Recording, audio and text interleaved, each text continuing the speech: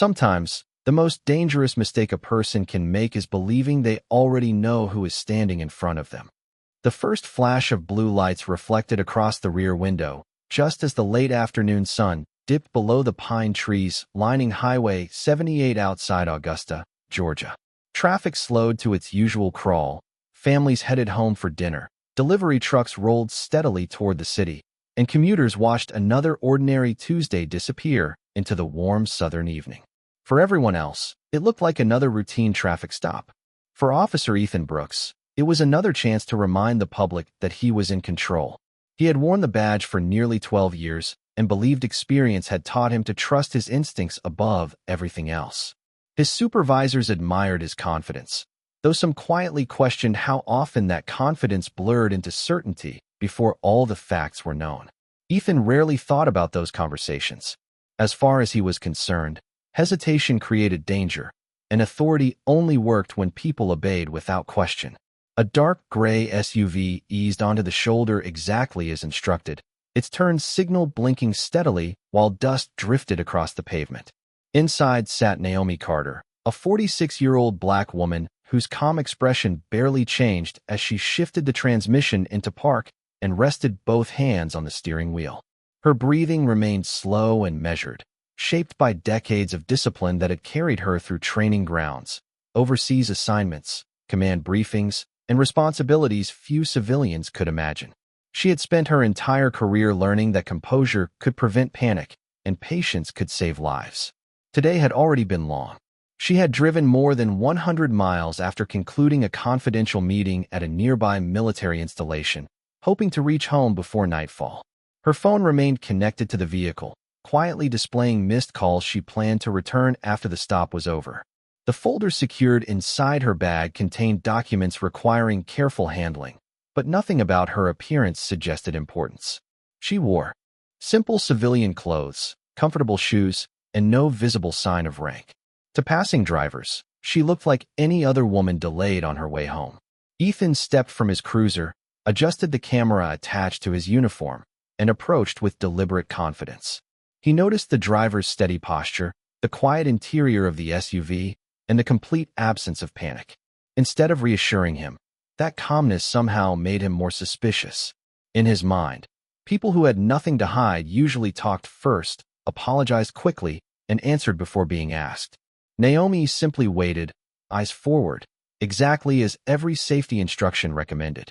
A light breeze carried the distant sound of tractor-trailers rolling across the highway, while several motorists slowed slightly, curious enough to glance toward the flashing lights before continuing on. None of them realized they were about to witness a moment that would soon dominate national headlines. None of them knew that within minutes, every second recorded by dashboard cameras, body cameras, and cell phones would be examined frame by frame. And least of all did Officer Ethan Brooks understand that the quiet woman sitting behind that steering wheel had spent her life serving the very country whose uniform he assumed only certain people were meant to wear. Naomi Carter kept both hands exactly where they belonged, resting lightly on the steering wheel at the 10 and 2 positions. She had followed this routine countless times throughout her career, not because military training required it during civilian traffic stops, but because discipline had become second nature. Every movement she made was deliberate, every breath measured, every decision guided by years of experience in situations where remaining calm often mattered more than speaking first. Officer Ethan Brooks stopped beside the driver's window, studying her with an expression that seemed less curious than convinced. Before either of them exchanged more than a few words, he had already built a story in his own mind. He noticed the government parking decal near the lower corner of the windshield, but dismissed it without much thought. He saw a neatly organized interior, a folded road map on the passenger seat, and a leather portfolio resting behind the center console. None of those details challenged the assumptions forming inside his head. They simply became pieces he fit into the version of events he already believed. Naomi lowered her window slowly as instructed and greeted him politely. Her voice was steady, respectful, and clear. She asked how she could help and waited for his explanation. Ethan informed her that he had observed what he believed to be an improper lane change several miles earlier. Naomi listened carefully before responding that she understood and would gladly cooperate. She informed him that her driver's license was inside her wallet and that the vehicle registration was stored inside the center console. She asked for permission before reaching toward either location, exactly as public safety campaigns recommended. Ethan answered with short commands that carried an unmistakable edge. His eyes rarely left her hands. A passing pickup truck slowed briefly before continuing down the highway, its driver glancing toward the flashing emergency lights without realizing anything unusual was unfolding. Inside nearby vehicles, children looked through back windows while parents quietly wondered why traffic had slowed. Ordinary moments continued all around them, yet the atmosphere beside the shoulder felt strangely different, almost as though every passing second carried more weight than the one before it. Naomi carefully removed her driver's license first, holding it where it could be seen before extending it toward the open window. Ethan accepted it with barely a glance, choosing instead to continue studying her face. He asked where she was coming from. Naomi answered honestly that she had been traveling from an official meeting and was heading home. She offered no unnecessary details because years of handling sensitive responsibilities had taught her that professionalism did not require lengthy explanations. Ethan interpreted her reserved answers as evasive rather than disciplined. He asked additional questions in a sharper tone, each one arriving before the previous answer had fully settled. Naomi remained composed, never interrupting him and never raising her own voice. She understood that frustration could easily be misunderstood, especially when emotions began replacing facts. Deep inside her leather portfolio rested an identification card that revealed responsibilities extending far beyond an ordinary commute, but she saw no reason to mention it unless absolutely necessary. As far as she knew, this stop would end with a warning or a citation before both of them continued their separate journeys. Neither she nor the growing number of drivers quietly observing from a distance realized that multiple cameras were preserving every word, every pause, and every decision, creating a record that would soon answer questions neither of them had yet imagined asking. The quiet exchange that should have lasted only a few minutes slowly transformed into something neither driver nor officer seemed able to reverse. Officer Ethan Brooks returned to his patrol car with Naomi Carter's driver's license in his hand, but instead of simply verifying the information and completing the stop, he remained seated behind the wheel, staring at the computer screen with growing uncertainty. The records confirmed that the license was valid, the registration was current, and there were no warrants, no alerts, and no violations beyond the minor traffic infraction that had prompted the stop. Everything appeared exactly as it should, yet instead of reassuring him, the absence of problems somehow deepened his suspicion. He looked back toward the gray sport utility vehicle parked quietly on the shoulder. Naomi had not moved except to rest both hands on the steering wheel once again. She did not reach for her phone. She did not look around nervously. She simply waited with remarkable patience, as though she understood that calm was sometimes the strongest answer a person could give. Ethan stepped out of his cruiser again, this time walking more slowly. The flashing lights reflected across the polished side of Naomi's vehicle, while traffic continued flowing past only a few feet away. The sound of tires rolling across the asphalt blended with the distant calls of birds settling into nearby trees as evening approached. The peaceful surroundings stood in sharp contrast to the tension building between two strangers who had never met before that afternoon. Ethan stopped beside the driver's window once more and asked another series of questions, this time focusing on where Naomi worked, why she had been traveling through the area, and whether anyone was expecting her arrival. Naomi answered each question honestly but carefully. She explained that some parts of her work required confidentiality and that she preferred not to discuss details unrelated to the traffic stop. Her tone remained respectful, never argumentative, never impatient. Years of military leadership had taught her that professionalism often meant saying only what was necessary while treating everyone with dignity, regardless of circumstances. Ethan interpreted her restraint differently. He believed cooperation meant complete transparency, and every answer that did not satisfy his curiosity seemed to reinforce the narrative already forming in his mind. He asked whether there was anything inside the vehicle that he should know about. Naomi calmly replied that there was nothing illegal inside, and that she was transporting only personal belongings along with work materials that required careful handling. She chose each word deliberately, aware that accuracy mattered. A family driving past slowed briefly, noticing that the conversation had continued much longer than most routine traffic stops. A teenager sitting in the back seat quietly lifted a phone toward the window, sensing that something about the scene felt unusual even from a distance. Across the highway, another motorist pulled into a nearby service station and glanced back toward the flashing lights before entering the convenience store. Without realizing it, more witnesses were becoming part of a story that would soon reach far beyond a quiet stretch of Georgia pavement.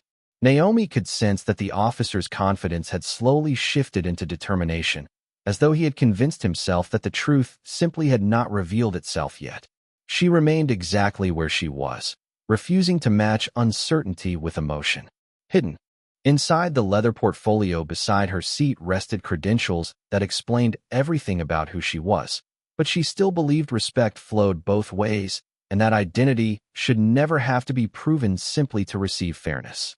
She had spent a lifetime earning trust through service, never imagining that on an ordinary drive home, the greatest test of her discipline would happen not on a battlefield, but beside an American highway. Officer Ethan Brooks took one slow step backward from the driver's window and rested a hand near the radio attached to his uniform.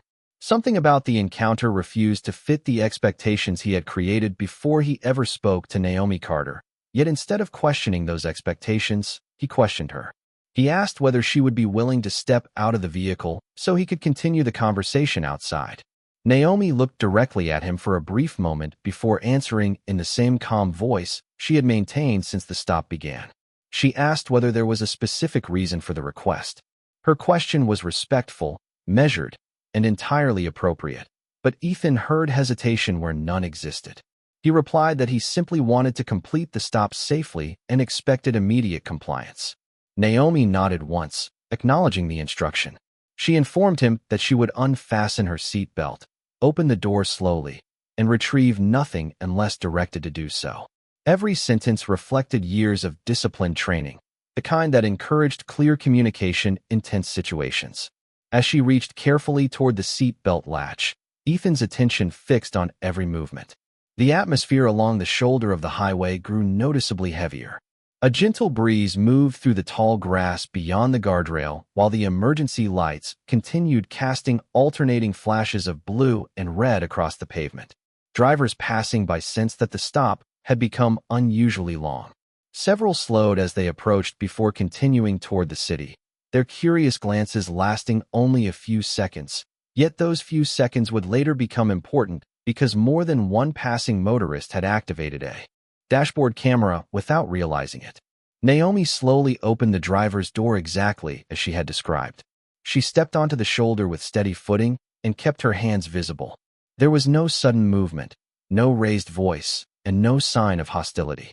She stood quietly beside the vehicle, waiting for the next instruction.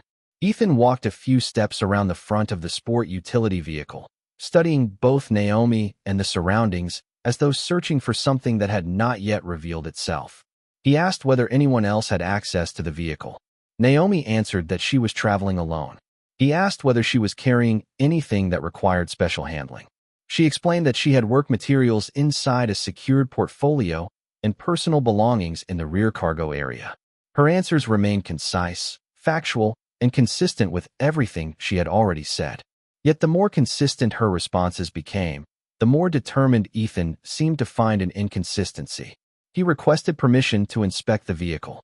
Naomi paused for only a moment before politely asking whether there was a legal basis for the request or whether she was free to continue once the traffic matter had been resolved. Her words contained no anger, only a simple request for clarification. The question lingered in the air between them. Nearby, another patrol unit acknowledged routine radio traffic somewhere across the county, its distant transmission barely audible beneath the steady flow of vehicles. Unknown to either of them, Naomi's scheduled arrival time had already passed. At a nearby military installation, an operations coordinator glanced at a clock, noticed that a confirmation call had not come through, and attempted to reach her once again. The call went unanswered because her phone remained connected to the vehicle, its screen quietly illuminating with another missed notification. On the shoulder of Highway 78, time seemed to slow. Every decision, every word, and every silent assumption continued to build toward a moment that would soon be examined not through opinion or emotion, but through recordings, witness statements, and the undeniable sequence of events. Preserved 1 second at a time. Naomi Carter remained exactly where she had been instructed to stand, her hands visible, her posture steady, and her expression composed despite the growing tension that surrounded her. She had learned long ago that discipline was not tested when everything went according to plan. It was tested when other people abandoned theirs. Officer Ethan Brooks looked from Naomi to the vehicle and back again, convinced that somewhere beneath the quiet cooperation was an answer he had not yet uncovered. He repeated his request to inspect the sport utility vehicle, his tone firmer than before. Naomi answered with the same measured professionalism she had shown since the beginning of the stop. She respectfully stated that she was willing to comply with all lawful instructions, but wished to understand the legal basis for a search that extended beyond the original traffic matter. Her words were calm, direct, and free of emotion. To an outside observer, it sounded like someone asking for clarity rather than challenging authority. Ethan interpreted it differently. In his mind, every additional question became another reason to believe she was deliberately withholding something. His breathing grew slightly heavier as he reached for the shoulder microphone attached to his uniform and requested another unit to head toward his location.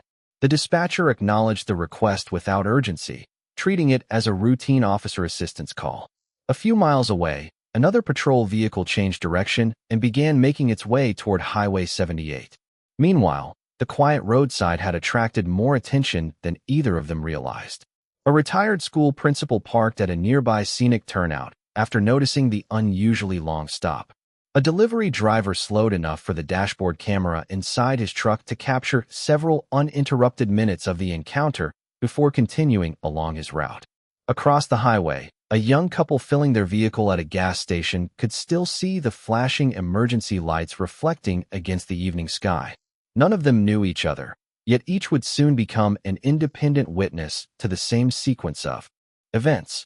Back inside Naomi's vehicle, her cellular phone illuminated once again. Another missed call appeared from the operations office at Fort Eisenhower. Moments later, an encrypted message arrived asking her to confirm that she had safely departed the meeting. The notification remained unread. At the installation, Colonel Rebecca Morgan reviewed the day's schedule and frowned when Naomi failed to answer for the third consecutive time. That was unusual. Naomi had built a reputation over 2 decades for punctuality, accountability, and precise communication.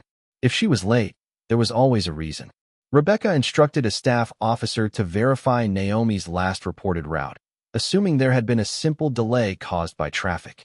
Back on the shoulder, Ethan asked Naomi one more time whether there was anything inside the vehicle that could create a safety concern. Naomi answered honestly that there was nothing illegal, nothing dangerous to the public, and that certain work materials inside the vehicle required appropriate handling because of their official nature. She deliberately avoided discussing classified responsibilities in an open roadside environment, believing that protecting sensitive information remained part of her duty even while standing beside a civilian highway. Ethan heard only the words official nature. Instead of reducing his concern, they intensified it. His attention immediately shifted toward the leather portfolio resting inside the vehicle. The evening sun slipped lower across the horizon, casting long shadows over the pavement as the sound of an approaching siren echoed faintly in the distance. The second patrol unit was getting closer. Military personnel were beginning to notice Naomi's unexplained silence, and dozens of digital recordings continued preserving every passing second. None of the people involved understood it yet, but the moment when assumptions would collide with undeniable truth was drawing closer with every mile traveled toward that quiet stretch of Georgia highway. Far from the flashing lights on Highway 78, the answer to every unanswered question already existed. It simply had not reached the people who needed it most. Earlier that afternoon, Naomi Carter had concluded a high-level planning session inside Fort Eisenhower after spending nearly 6 hours reviewing emergency readiness procedures with senior military leaders. The meeting had focused on protecting lives during domestic crises, coordinating resources between federal and state agencies, and ensuring that every decision placed public safety above personal recognition. Naomi had spoken very little during the meeting, yet when she did, everyone in the room listened. Years of service had earned that respect. She had never demanded it. She had built it one assignment at a time. Before leaving the installation, Colonel Rebecca Morgan had walked beside her through the headquarters hallway and smiled. She reminded Naomi not to spend the entire evening answering electronic messages and encouraged her to finally enjoy a quiet dinner at home. Naomi laughed softly and promised she would try. It was a promise she fully intended to keep. As she departed the secure gate, she changed from her service uniform into simple civilian clothing because there was no reason to draw attention during the drive home. Her rank remained folded neatly inside the leather portfolio resting on the passenger side of the vehicle, alongside official credentials, mission documents, and identification that explained exactly who she was. None of those items had been hidden. They simply had not become necessary during what should have been an ordinary commute. Throughout her career, Naomi had believed that respect should never depend upon titles, medals, or insignia. She treated strangers with the same dignity she extended to generals, enlisted soldiers, and civilian employees alike. That belief had guided her through deployments overseas, humanitarian operations following hurricanes, and years spent mentoring young officers who often doubted their own abilities. More than once she had reminded them that true leadership was revealed by how someone treated people who appeared to hold no power at all. Ironically, those words now echoed silently through her own thoughts as she stood beside the highway, facing an officer who knew nothing about the woman before him except what he believed he saw. At Fort Eisenhower, concern quietly replaced routine. Colonel Rebecca Morgan instructed Captain Daniel Hayes to contact the State Highway Patrol and determine whether any major accidents had been reported along Naomi's expected route. No serious collisions appeared in the system. That only deepened the mystery. Captain Hayes then reviewed Naomi's travel authorization, confirming the approximate time she should have arrived home nearly 30 minutes earlier. Rebecca looked toward the conference room window overlooking rows of American flags moving gently in the evening breeze. Something did not feel right. She requested that the Installation Operations Center attempt one more secure call. Again, there was no answer. Back on Highway 78, the approaching patrol vehicle finally appeared in the distance, its emergency lights reflecting against the guardrail long before it reached the scene. Officer Ethan Brooks watched the second unit arrive with visible relief, convinced that additional eyes would validate the concerns growing inside his own mind. Naomi remained exactly where she had been standing, patient despite the delay and composed despite the uncertainty. She still believed that facts would eventually replace assumptions.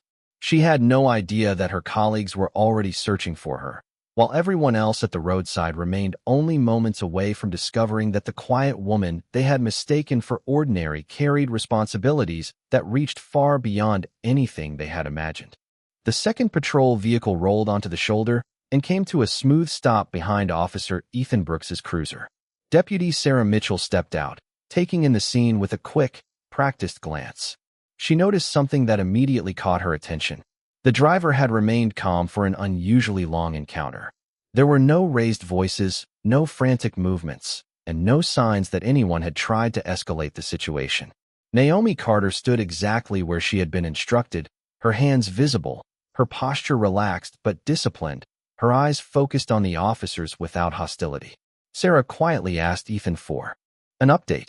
He summarized the stop in a confident tone, explaining that the driver's answers had raised concerns and that he believed additional investigation was necessary. Sarah listened without interrupting, but as she looked toward Naomi, she sensed a level of composure that reminded her of military personnel she had met during emergency response training. Before she could ask another question, the silence was broken by the distant sound of approaching vehicles traveling together. A convoy of dark government sport utility vehicles appeared over the rise in the highway, moving steadily rather than aggressively. Their hazard lights flashed as they pulled safely onto the shoulder several hundred feet away. Ethan frowned, unsure why multiple federal vehicles would arrive at an otherwise routine traffic stop. Within moments, several uniformed military officers stepped out. None of them rushed. None of them shouted. They simply approached with the quiet confidence of people accustomed to following established procedures. Leading them was Colonel Rebecca Morgan. The moment her eyes found Naomi standing beside the gray sport utility vehicle, Concern crossed her face. She immediately identified herself, presented official credentials, and calmly asked which officer was in charge of the stop. Ethan stepped forward and answered that he was handling the investigation. Rebecca acknowledged him respectfully before asking a single question. Has this citizen been informed why she has been detained beyond the original traffic violation?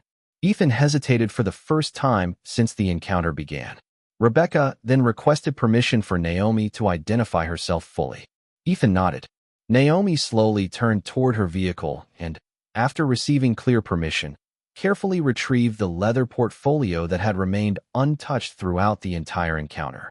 She opened it deliberately and removed an official military identification card along with credentials bearing her name and rank. Colonel Naomi Carter, United States Army. The evening air seemed to grow perfectly still.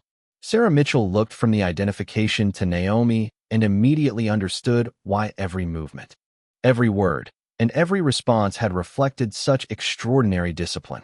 Rebecca accepted the documents only long enough to verify them before returning them with unmistakable respect. She addressed Naomi by rank and asked whether she was all right. Naomi answered calmly that she was safe and that she hoped everyone involved would allow the facts to speak for themselves. Ethan stared silently at the identification in Naomi's hands. The assumptions that had guided every decision during the stop suddenly collided with undeniable reality. The quiet woman he had viewed only through first impressions was not simply an experienced traveler returning home. She was a highly respected United States Army colonel whose career had been dedicated to serving the nation. Around them, dashboard cameras, body cameras, and the phones of passing witnesses continued recording, preserving the exact moment when certainty gave way to truth and when appearances could no longer compete with documented facts. No one spoke for several long seconds. The only sounds came from passing traffic, the soft hum of idling engines, and the steady rhythm of emergency lights reflecting across the highway. Officer Ethan Brooks looked at Colonel Naomi Carter's credentials once more, searching for some explanation that would restore the confidence he had carried into the encounter. Instead, every detail confirmed the same undeniable truth. Her identification was authentic. Her travel authorization matched the route she had taken. Even the operations office contact number listed on the accompanying documents connected directly to Fort Eisenhower when Deputy Sarah Mitchell quietly verified it through dispatch. The dispatcher returned only moments later, her normally routine voice carrying an unfamiliar level of formality. She confirmed that Colonel Naomi Carter was expected to be traveling through the area after an official meeting and that military representatives had already been attempting to reach her when communication unexpectedly stopped. The atmosphere changed immediately. What had begun as an extended traffic stop was no longer viewed as an ordinary roadside encounter. Supervisors from the sheriff's office were notified. Additional command staff requested that every available recording from the scene be preserved exactly as captured. Body camera footage, dashboard camera recordings, radio transmissions, and dispatch logs were all placed under administrative protection before anyone had an opportunity to alter or summarize events from memory alone. Colonel Rebecca Morgan thanked Deputy Sarah Mitchell for maintaining a professional approach after arriving on the scene before turning her attention back to Naomi. She asked quietly whether she required medical assistance, transportation, or any immediate support. Naomi answered with the same calm dignity that had defined the entire encounter. She explained that her greatest concern was not herself, but the importance of allowing every fact to be reviewed carefully and fairly. She reminded everyone present that accountability depended upon evidence rather than emotion. Her response surprised several people standing nearby. There was no anger in her voice, no demand for special treatment, and no attempt to use her rank as a weapon. She simply expected the same fairness that every citizen deserved from the beginning. News of the incident spread much faster than anyone anticipated. Several passing motorists had already uploaded short video clips showing portions of the unusually long roadside stop. Local reporters began contacting the sheriff's office after noticing increased radio activity and the arrival of military personnel. By early evening, command officials from both agencies agreed to issue only a brief public statement confirming that an administrative review had been opened and that all available evidence would be examined before conclusions were reached. Inside the sheriff's office, Captain Michael Donovan personally instructed investigators to reconstruct the entire timeline minute by minute. He wanted every radio call, every recorded instruction, every witness statement, and every camera angle reviewed without assumptions. At Fort Eisenhower, military leaders reached the same conclusion. Transparency would protect both public trust and the integrity of the investigation. As the sun disappeared, beyond the Georgia horizon, the flashing emergency lights that had drawn so much attention finally began to fade. Naomi gathered her documents after investigators confirmed that everything had been properly documented. Before leaving, she paused for a brief moment and looked across the quiet highway. She had spent decades teaching young officers that leadership was measured not by authority, but by judgment. Standing there beside the road, she silently hoped that lesson would reach far beyond one traffic stop. Because reputations could be repaired, careers could change direction, but public trust could only survive when truth was allowed to speak louder than first impressions. The weeks that followed became a lesson that neither agency nor community would soon forget. Investigators completed their review by relying not on assumptions, opinions, or headlines, but on evidence gathered from every available source. Dashboard camera recordings, body camera footage, radio communications, dispatch records, witness interviews, and written reports were examined frame by frame and line by line. Independent reviewers reached the same conclusion that careful observation had revealed from the beginning. Procedures had not been followed with the level of judgment the public deserved, and important decisions had been influenced by assumptions rather than verified facts. Administrative action was taken in accordance with departmental policy, additional training was ordered throughout the agency, and new guidelines emphasized communication, de-escalation, and objective decision-making during roadside encounters. Officer Ethan Brooks was removed from active patrol responsibilities while the department completed its internal accountability process. For the first time in many years, he found himself sitting on the opposite side of difficult questions, answering not with certainty, but with reflection. Every recording reminded him that confidence without patience could become a dangerous substitute for good judgment. He realized that experience alone did not make someone trustworthy. Character did. Naomi Carter returned to Fort Eisenhower without asking for recognition or public praise. She declined several interview requests and quietly resumed her responsibilities, believing that service was measured by actions rather than attention. When young officers asked her why she had remained so calm throughout the encounter, she answered with the same lesson she had shared for years. She told them that real strength was not proven by winning an argument. It was proven by refusing to surrender dignity when others failed to recognize it. Her words spread far beyond the installation. Law enforcement academies requested permission to include portions of the publicly released investigation in ethics discussions. Military leadership incorporated the incident into leadership seminars focused on communication, professionalism, and mutual respect between institutions that serve the same nation. Community organizations invited both military representatives and local officers to participate in open conversations that replaced accusation with understanding. Trust did not return overnight, but honest dialogue created a foundation that silence never could. Months later, Naomi drove along the same stretch of Highway 78 during another trip home. The trees still lined the roadside. Families still traveled toward evening dinners, and the Georgia sky glowed with the same golden light that had filled the horizon on the day everything changed. She slowed briefly as she passed the familiar shoulder, not because she wished to relive the memory, but because she recognized how one ordinary place could become the setting for an extraordinary lesson. She continued driving without looking back, knowing that her greatest achievement had never been the rank on her identification card. It had been the discipline to remain faithful to her principles when they were tested the most. Somewhere behind her, a new generation of officers was being taught that every person they encountered carried a story they could not see, a life they did not yet understand, and a dignity that deserved equal respect before any conclusion was ever reached. Because uniforms may represent authority, but character earns trust. And on that quiet highway in Georgia, the most important truth was never hidden inside a leather portfolio.